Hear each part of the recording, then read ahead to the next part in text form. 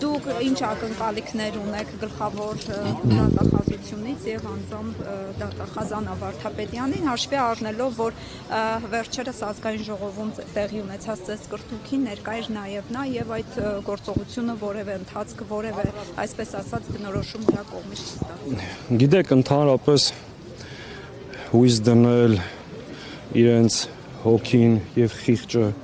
Նիկոլին հանձնած դատախազների, քննիչների, դատավորների վրա մենք այդ հույսերը շատ չունենք, որովհետև իրենք ապացուցել են, որ այսօրվա դատաիրավական համակարգը դարձել է Նիկոլ Փաշինյանի ձեռքին բութ գործիք, երկրում մեկ անձի իշխանություն հաստատելու, բռնաճնշումներ գործադրելու, կեղծ շինծու մեղադրանքներով մարդկանց կալանքի տանելու համար։ Բայց դա չի նշանակում, որ մենք մեր ձայնը պետքա չբարձրաձայնենք։ Այո, մենք այն կարծիքին ենք, եթե Նիկոլ Փաշինյանը կարողանա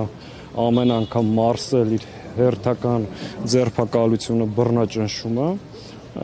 ինքը կանգ չի առնելու եւ շարունակելու։ Հետեւաբար այս իշխանությունների բռնություններին պետք է հակազդել ժողովրդի կամքով։ Երկրում կան 5 տասնյակից ավելի քաղբանտարկյալներ, ազգային բարերար, սրբազան հայրեր, Արցախի ու Հայաստանի ազգային ժողովի падգամավորներ, բլոգերներ, լրագրողներ, զինվորականներ, պարզ շարքային քաղաքացիներ, ովքեր այսօր գտնում են անազատության մեջ, բացառապես նրա համար, որ ունեն սեփական տեսակետ, պայքարում են հայկական ինքնության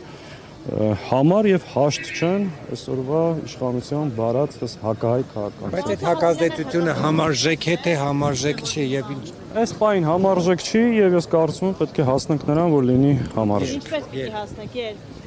Ժողովրդի կամքով, շարունակական գործողություններով, նախ ասեմ, որ սա մեկ անգամյա ակցիա չի լինելու,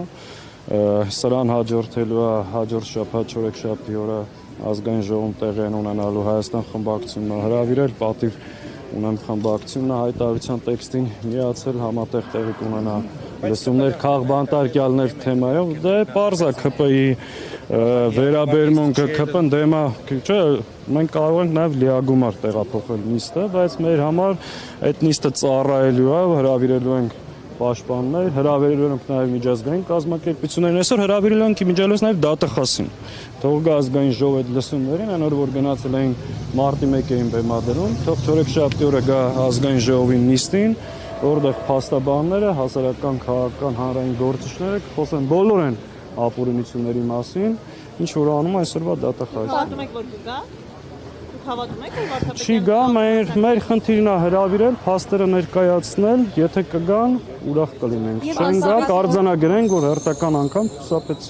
Գիտեք, մեր գործողությունները պայմանավորված չի իրանք ինչ կանեն, դեմ կքվեարկեն, չեն գա, կբոյկոտեն։ Մենք պետք է քաղբանտարկյալների պաշտպանության օրակարգը դարձնենք առաջնային եւ այս ուղղությամբ պայքարենք հետեւականորեն։ Պահանջներով է Հույդան այստեղ բան Սաղաթելյան։ Կոնկրետ ինչ պահանջներով։ Ազատություն քաղբանտարկյալներին դեմ ենք այն բռնապետությանը, որ գոյություն ունի եւ Հայաստանի Հանրապետության այսօրվա իշխանությունները խոսքի ազատության եւ ժողովրդավարության թշնամիներ։ Մարտի 1-ի լսումները ինչպես է գնահատում։ Ինչ որ երիտասարդներ Մարտի 1-ի լսումներին ներկայացել են եւ մասնակցել են։ Հերթական շոուներ, բոլորի նկարները կա,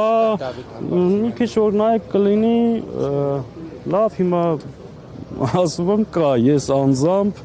բոլոր տպագրվող նկարները նայել եմ ու կա ու բոլորին կա ու մեր համար ընդհանրապես տարբերություն չենք դնում որևէ մեկին անկախ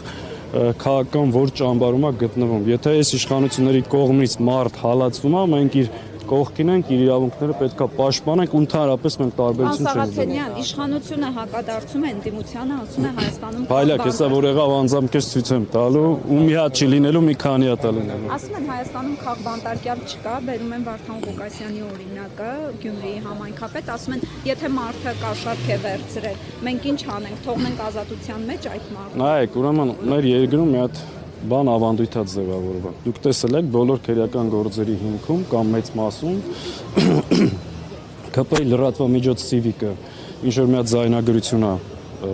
հրապարակում, որից հետո քննչականը սկսում է քրեական վարույթ ու անմիջապես այդ մարդկանց կալանավորում են։ Այս վերջի շրջանում նոր զարգացումներ կան։ Հայկական ժամանակն էլ արդեն հրապարակում է դատարանի վճիռը։ Դատավորները այլևս անելիք չունեն, պետք է հետևեն հայկական ժամանակի ու Civic-ի էջերին, տեսնեն ինչ են ասում, էլ Նիկոլ Փաշինյանը լայախ չի անում SMS գրի դատավորներին։ Արդեն հայկական ժամանակը մի անգամից դատական որոշումները հրապարակում է։ Ակնհայտ Գյումրիում ձերբակալել են 30-ից ավել մարդ, բացառապես նրա համար, այսինքն որ տեր են կանգնել իրենց քվեարկությանը, իրենց ձայնին։ Ու այս իշխանությունը, որ հաճախ խոսում է ժողովրդավարությունից, ցանկացած ընտրություն կլինի դա Բրյուսովի ռեկտոր համալսարանի, թե համայնքի ղեկավար, եթե իր քիմքին հաճելի չի, ինքը անմիջապես այլ որոշում է կայացնում, այդ մարդիկ նվազագույնը պետքա բանտարկվեն։ Այս է ժողովրդավարության բաստիոն Հայաստանը, Տեսեք, խնդրեմ։ դուք ասում եք, որ հակազդեցությունը ընդունում եք, որ այս պահին համարժեք չի, այդ պարագայում ինչ այլ հասկացա, որ դրանք են ճանապարհային այլ ինչ քարտեզ կա, զուգահեռաբար ընթանում է Բագրատ Սրբազանի եւ մյուսների գործով դատական նիստը, դուք իմպիչմենտի գործընթացը այդպես էլ չենք հասկանում, ուր է գնում, ուր հասավ, այդ ստորագրությունները ուր են, խմբակցությունները մեկը մյուսի վրա գցելով, սպասելով, այդ հակազդեցությունը էս կերպ եք դուք պատկերացնում։ Իմպիչմենտի համար նոր բան չունեմ ասելու, ինչ ասելու ենք, վաղուց ասել ենք, իսկ հակազդեցությունը ինչպես ենք պատկերացնում։ Մենք կարծում ենք, որ առնվազն մի շարք հարցերի շուրջ ողջ ընդդիմադիր դաշտը պետք է լիարժեք համագործակցի։ Դրանք հետևյալ կետերն են։ Քաղբանտարկյալների պաշտպանություն եւ այս իշխանությունների կողմից բռնաճնշումների դիմադրելու համարժեք մեխանիզմներ ստեղծել։ Երկրորդը եկեղեցու պաշտպանություն։ Մենք կարծում ենք, որ ընդդիմադիր դաշտը միմյանց չպետք է թիրախավորի եւ գլխավոր թիրախը պետք է դառնա այս հակահայ իշխանությունը։ Եթե գնանք ընտրությունների հասնենք այդ փուլին նախընտրական, հետընտրական շրջանում, սրանց կեղծիքները բացառելու ուղղությամբ համապատասխան մեխանիզմներ, այսինքն կան մի շարք օրակարգային անհրաժեշտ կետեր, որոնց շուրջ ողջ ընդդիմադիր դաշտը պետք է համագործակցի։ Հակառակ պարագայում չկա մեկ ուժ, որ մենակով կարող է այս ռեպրեսիաներին, այս այլանդակություններին դեմը առնել։ Այս ուղղությամբ արդից օգտվելով ասեմ, որ մենք այդ նախաձեռնությամբ հանդես են գալու, առաջիկա օրերին կլինի պաշտոնական հայտարարություն եւ քաղաքական ուժերի հետ սկսենք խորհրդակցությունները, նախնական բոլոր այն ուժերի հետ, որ խոսել ենք, շատ դրական վերաբերմունք կա եւ սա լինելու է առաջիկայում մեր առաջնային օրակարգերից մեկը։ Դիմադրության շարժման ներողություն, դիմադրության շարժման ժամանակ ինչ պայմանավորվածություն եք ունեցել ընդդիմադիր խմբակցություններով, որ չեք պահել։ Ինչ-որ մեկը պես բանից Մասնավորապես, այո, ինձ չէ, Աննա Մկրտչյանը իրականում մի եթերում էր հայտարարել, որ պայմանավորվածություն եք ունեցել օրակարգի վերաբերյալ մասնավորապես չգնալ հարցուպատասխաններին չներկայանալ։ Ես չգիտեմ ինչ է ասը իմ գործընկեր Աննա Մկրտչյանը, բայց ես Աննա Մկրտչյանի հետ երբևէ որևէ հարց չեմ քննարկել։ Այդ քննարկումներին իսկ ում հետ որ քննարկել եմ առնվազն բոլոր պայմանավորվածությունները պահվել են բարձր մակարդակով եւ ոչ թե դիմադրության ժամանակ, այլ վերջին 7 տարվա մեջ քաղաքական դաշտին բոլոր գործընկերները գիտեն, որ դաշնակցության ներկայացուցիչը եթե մեկի հետ մի բան պայմանավորվում է, դա այլևս քննարկման կամ կասկածի տակ չի դրվում։ Վաղարշաբաթի ընտրությունները որպես նոր ձերբակալությունների համար քարտ բլանշ Փաշինյանի մեկնաբանությունը ինչպես է գնահատում։ Փաշինյանը չի համակերպվում ժողովրդի որևէ ընտրության հետ։ Փաշինյանի նորից եմ ասում բռնություններին հակազդելու